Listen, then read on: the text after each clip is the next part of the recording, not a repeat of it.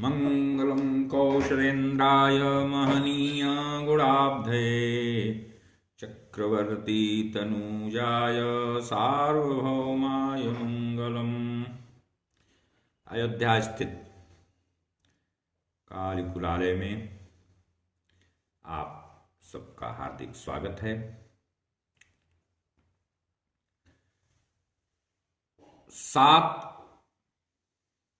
मोक्षदायिनी पुरियां हैं, उनमें अयोध्यापुरी सर्वश्रेष्ठ शीर्षस्थ पुरी है और लोक में सूक्ति भी प्रचलित है कि सबसे बड़ी अयोध्या जहाँ रामलीन अवतार। यहाँ उत्तरवाहिनी सरयू का कलकल कल्लोल अविरल प्रवहमान है और यह कहा जाता है कि राम जी नगरिया राम की बसै सरजू के तीर, अवधराज रघुराज के चौकी हनुमत वीर। इसकी महिमा का बखान करते हुए यह भी कहा गया है कि एक निमिख सरजू बसै तुलय न तुलसीदास, क्योंकि राम कथा, रामचरित और रामायण की यह पवित्र भूमि है। रामायण शतकोटि अपारा कहा गया है। रामायणों की श्रृंखला में एक है आनंद रामायण, जो कि संस्कृत भाषा में उपनिबद्ध है और इसमें वर्णित रामचरित अत्यंत रोचक है। राम कथा की कथोपकथन शैली भी मनोनुरंजक है। यात्रा कांड के चौथे स्वर्ग में श्री रघुनाथ जी ने मुद्गल ऋषि से पूछा कि सरजू की महत्ता क्यों और कैसे है। किमर्थम सरयू श्रेष्ठा कुतः प्राप्ता धरातलम, तत्वं वद महाभाग सविस्तारम ममाग्रता। 74वां श्लोक है यह।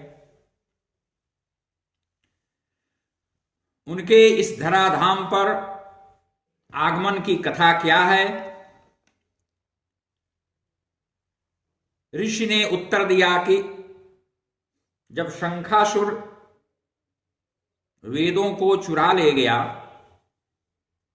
और उन्हें समुद्र में डुबो दिया तथा स्वयं भी महासागर में ही छिप गया, तब आपने मत्स्य रूप धारण कर उसे मारकर वेदों की रक्षा की और उन्हें ब्राह्मणों को प्रदान किया। उस समय हर्ष के कारण आपके नेत्रों से सहसा अश्रुजल छलक पड़ा। उन अश्रुपात से देवतात्मा नगाधिराज हिमालय में एक प्रेम नदी उत्पन्न हुई और मानसरोवर में वे प्रेमाश्रु पुंजीभूत हुए। तत्समय ही वैवस्वत मनु जी ने गुरु के सम्मुख एक यज्ञ करने की सदिच्छा समीहा प्रकट की। गुरु ने आदेशित किया कि फिर तो परम पावनी पापनाशिनी सलिला सरयू को मानससर से यहां लाना पड़ेगा। उसे लाओ। आनयस्व नदीम रम्याम मानसात् पातकापहाम। आदेश शिरोधार्य कर उन्होंने तत्क्षण प्रत्यंचा चढ़ाकर बाण चलाया और मान सरोवर को बेध कर सरयू को अयोध्या ले आए।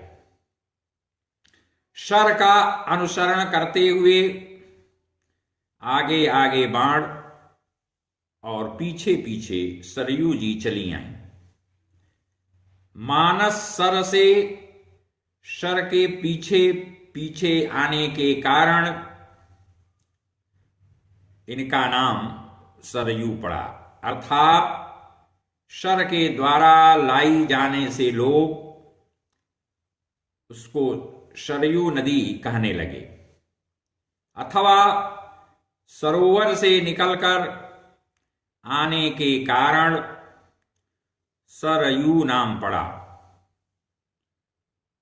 आनीता सा शरेणैव सरयुश्चेति कथ्यते, सरोवरात् समुद्भूता सरयुश्चेति केचन। इससे इतर सत्योपाख्यान अध्याय 37 के अनुसार चक्रवर्ती सम्राट दशरथ ने सरयू अष्टक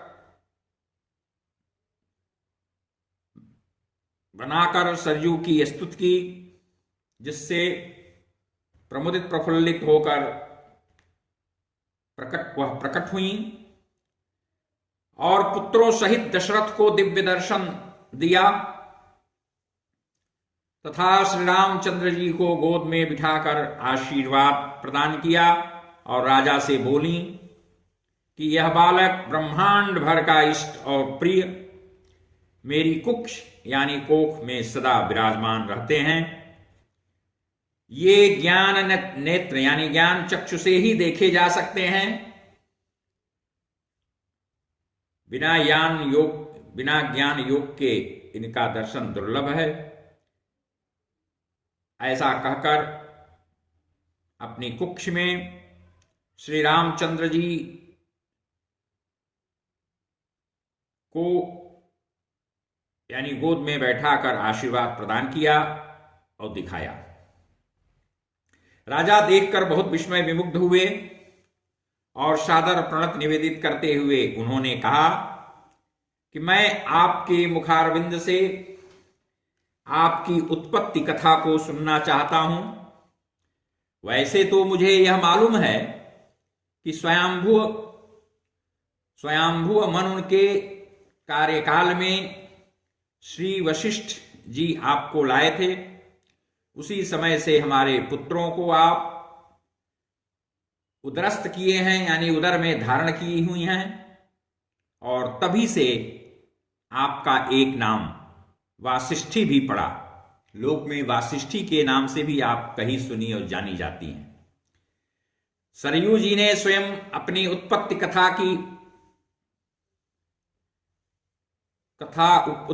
कथा कही, जो श्लोक कांस 41 तक इस प्रकार है।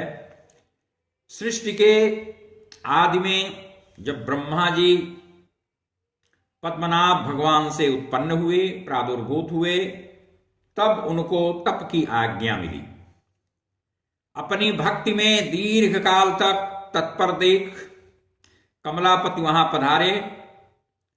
उस समय उनके नेत्रों से गलदश यानी करुणाश्रु निकल पड़े।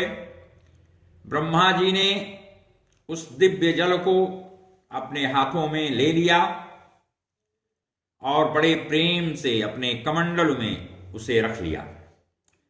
भगवान के अंतर्धान होने पर ब्रह्मा जी ने यह मनसा विचार किया कि यह ब्रह्मद्रव साक्षात ब्रह्मरूप अलभ्य विमल वारी है। उसे सुस्थापित करने के लिए मन से एक मानस सर रचा और उसमें इसे स्थापित किया।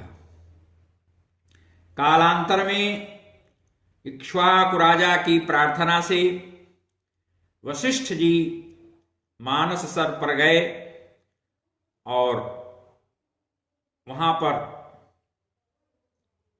मंजुकेशी जो कि रक्षा के निमित्त नियुक्त किए गए थे, उनसे